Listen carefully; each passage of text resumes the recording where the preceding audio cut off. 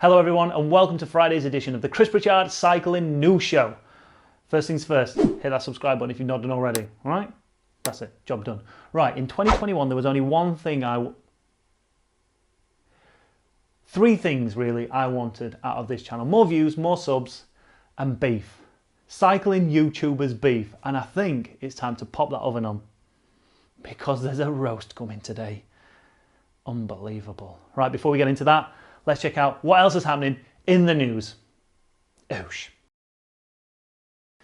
All right, so first up in the news, let's talk the UCI. And a press release coming out from the UCI has stated that they are going to be banning the super tuck position. What's your views on this? Well, let's take a look at that statement and then we'll talk about it afterwards, all right? So the link to the full press release is in the link in the description, but I just want to pick up on this bit here that says the UCI Management Committee also decided to reinforce the regulation concerning the potential dangerous conduct of riders, including throwing a bottle onto the road or within the peloton, but also taking up dangerous positions on the bike, especially sitting on the top tube. The regulation concerning the throwing of waste bottles outside dedicated zones has also been reviewed. Failure to comply with these provisions will lead to warnings from the commissaires as part of an initial education and awareness phase, then systematic sanctions, which could go as far as exclusion from competition from the 1st of April 2021. I mean, there's a big old long press release there. Link is down in the description if you want to go and check out the rest of the points within it. But yeah, I just wanted to pick up on those two really. Super tuck being banned, and also riders are now banned from, or will be banned from, throwing water bottles out from the peloton. Let's go water bottles first. What do you think to that? Is that a good move? Is it silly? Is it rare that an accident does happen? Obviously, G had to withdraw from the Giro last year because of a water bottle that fell out of a bottle cage because they were on cobbles. Had someone thrown that? Should there have been sanctions? I don't know. I mean, no one would be throwing a water bottle out after kilometre 0. But what's going to happen when everyone's water bottles are empty? Are they then going to have to hand one over to receive a new one to a domestique? The domestique's then going to have to take them back, like they bring them forward from the car and make sure that all those bottles are returned to the car. I mean, it's good for the environment, I guess. But then again, most bottles do get collected by fans. So I don't know. Is it safer? Is it not safer? Leave your comments down below. Do you care? Because I don't. I really don't. I'm not bothered about that one. More importantly though, super tuck. It has been banned. Now we've seen Chris Froome make the super tuck famous on his long descents on, well, I can't remember when it was. I don't care. But remember when he did that super tuck and he went on and won that stage? It's been banned now, but what do we think to that? Why have they banned it? Is it dangerous? Is it setting a bad example for people out on the road to try it? Because it is bloody... Listen, if you've ever tried it, it is dangerous. Like if you're a bit fatigued, if you're a bit tired, if your knees get caught on the front wheel, you're coming down. Get on the brakes in super tuck position, you're going down. You can't really maneuver the bike the way you want to around bends. And if you misjudge a turn, you ain't going to get time to sit back in the saddle, make that correction and get around that turn. So is it warranted that it gets banned? Or is it more of a manufacturer's safety aspect with a rider putting all their weight on? I know you carry the weight through your pedals and your handlebars, but if you do relax that weight through that top tube, if there's any imperfections in that top tube, you could easily be snapping it.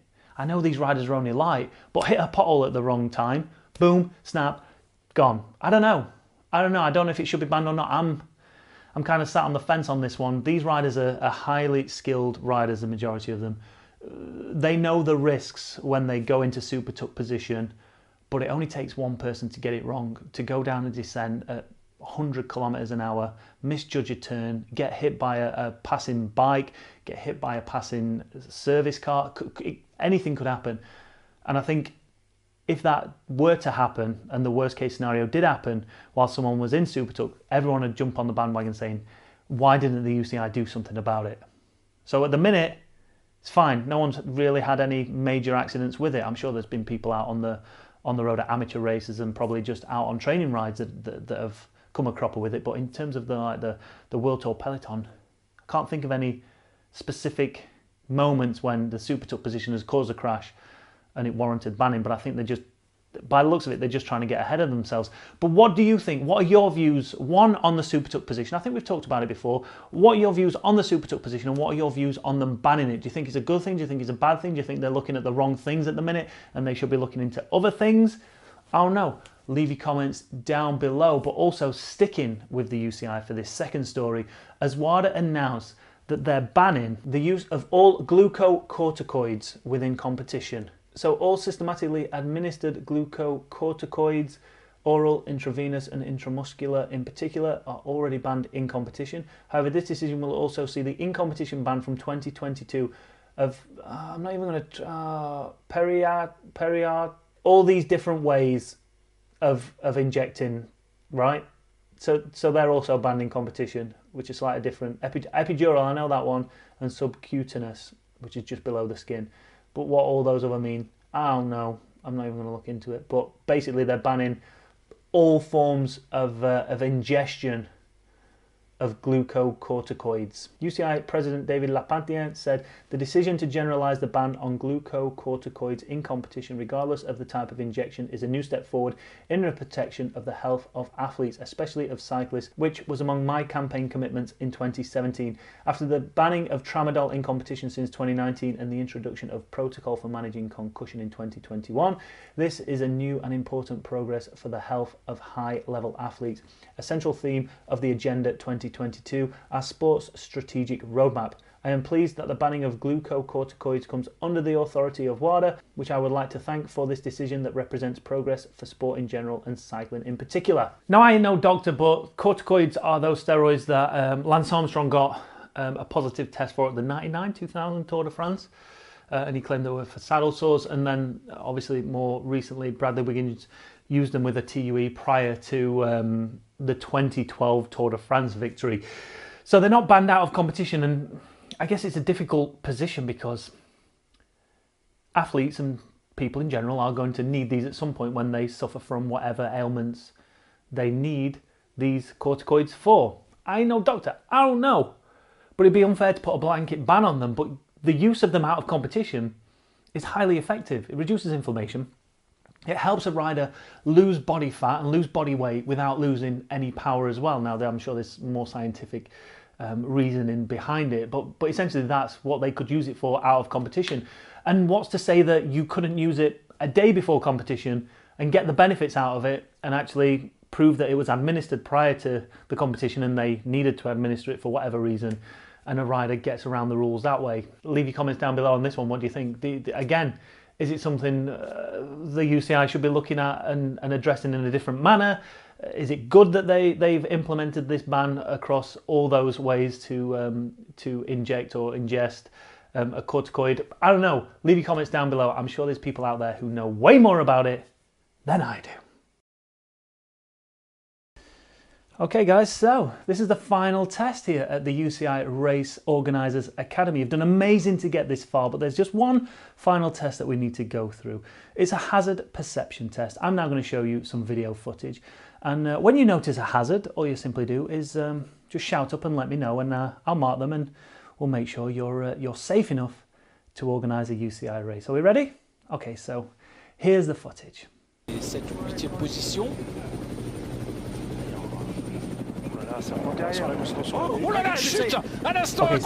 so you think that was a hazard, although dangerous. It wasn't actually a hazard down to the race organizer. That was just simply bad bike handling on the rider's part. So unfortunately, you don't get a mark for that one. But let's continue and watch the video.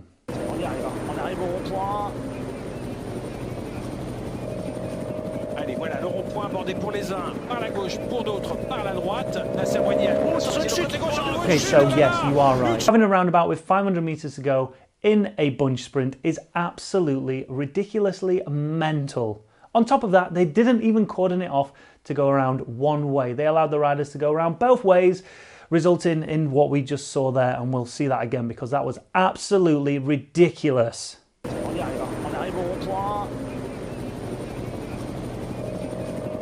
Voilà le rond-point bordé pour les uns par la gauche, pour d'autres par la droite. La Sermoigny à gauche. Anyway, let's carry on with the footage and see if you can see any more potential hazards.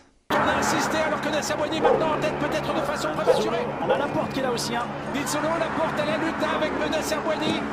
Avec pour l'équipe. Yep, you've spotted it. Well done. Barriers only going out to around 250 meters from the finish line. They should be, from what I can tell, a kilometre at least barriered off area for the riders, especially coming into, once again, a bunch sprint. How ridiculous. Let's see if there's any other hazards on the finish line. Tout comme la porte, regardez bien sur le côté droit, et bien le coureur de la formation Bingle qui va. Yep, pat yourself on the back. You've got another point there. Well done. The photographers were way too far out into the middle of the road, and they were far too close to that finish. Maybe someone should tell these photographers to buy a brand new lens, maybe with a bit more of a zoom on it, so they can stand a little bit further back. They do like to spend tens of thousands of pounds on these lenses after all. So after that, you scored a maximum pointage of 100%. Well done for that. But the big question is, would you implement any changes if that was your race? You wouldn't. Perfect. You can organise a UCI race anytime you like. We'll take your money. You organise a race.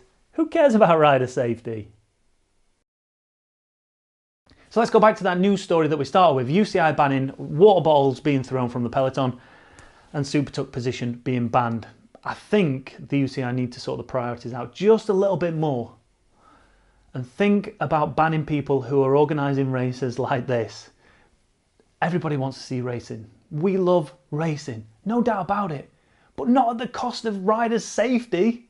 With 500 metres to go, there should be no way that there is a roundabout, let alone a roundabout that riders can go around both sides. It's just asking for a disaster, and they got a bloody disaster. On top of that, there was no barriers from that 500 metres to about 250 metres to go.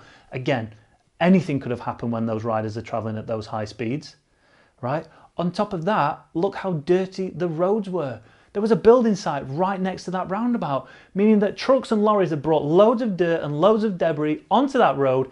People had made no attempt to clean it by the looks of it, and that essentially caused that crash. I mean, give me strength. Yes, we want to see racing, but come on, mental. It was won that stage. Do we even care who won it? Well, we should give him a shout out. Timothy Dupont ended up winning that stage ahead of some big named riders, but essentially the only talking point for that stage of Etoile de Bessèges was the shite organisation. No other word for it. Leave your comments down below on that one. Let me know what you think. Unbloody believable. And then finally in the news show, I said we were going to get some beef going, and we're going to get some beef going, but I have to caveat it by saying this video is factually correct, and I'm pretty disappointed in myself more so than the creator of this video. So this video here by Charles Rume. Charles, I'm going to stop and just apologise for butchering your name. Potentially I got it right, but you know what? I don't care whether I got it wrong or not, because you, Sunshine, got my name wrong numerous times. Chris Pritchard, and Chris Pritchard's. Pritchard. Don't know where the S came from. It's Chris Pritchard. All right? But during this video, all I can say is I get slated for my fitness. None of my previous exploits are taken into consideration. Sorry. Well, like this. Towards the line, and Pritchard's going to get there. He's qualified. All that time, you know, Chris always said this. But Chris Pritchard, what a great ride. But no. I'm just piled in with the rest of the YouTubers. These people who have achieved nothing in their lives. All right? I'm kidding. I'm just absolutely salty AF that I finished pretty much dead last, which I think he did that on purpose. I think he knew what he was doing when he did that. He probably had a few others and then realised, let's put Pritch last because I know he'll get pissed. Where's the 3-second power? Where's the maximum power output overall? My peak 2016, whatever, right? But this test was biased from the start. This test was always going to be advantageous to these doped up EPO sniffing, blood bag taking, cycling YouTubers, how dare they? Chris OP, who the f*** is he? Phil Guyman, Cameron Jeffers, who are these people? And how dare they beat me? But I think it's safe to say that if ever there was a time, a moment, for us all to come together and to race over a series of races, all right? We're not talking about having a standard Zwift race here. We're talking about having various different races where we can all show our full potential. And I can try and claw back some respect from the community. Now, if you want to check out this video, I don't know why I'm doing this. Link is down in the description. Go and check it out. Watch him absolutely butcher my name and butcher my reputation. 2 times Commonwealth Games athlete here. Unbelievable. So yeah, Charles, Cameron, Phil, Vegan, Fern, those others that are on there, Ed Lavrak, all of you. I'm calling you all out to race a 200 metre sprint. Nothing more, nothing less. Come at me, bros. Come at me. Thanks for watching, everybody. Make sure if you're not done already, hit that like button, hit that subscribe button. Have an amazing weekend. We're back with a vlog over the weekend. It was going to be members only, but I'm pushing it out to the whole of the community. We will be back with members only We will be back with members only content next week. Stay safe. Enjoy your riding. Do all that good stuff I always ask you to do at the end of the show, and I will see you on the next one.